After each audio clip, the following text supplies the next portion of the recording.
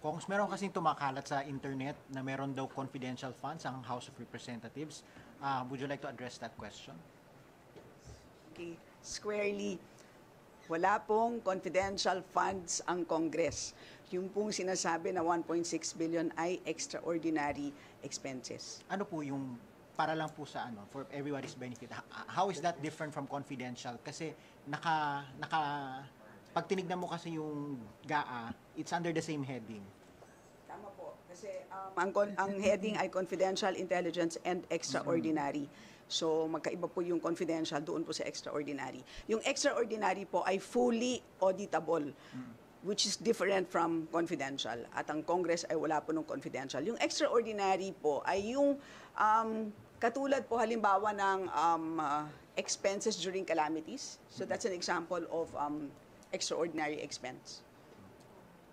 Okay. Yung pong kakaiba po, parang ganon. Unforeseen circumstances. Yes, parang ganon. Opo. Yes. In short, that's fake news. Thank you.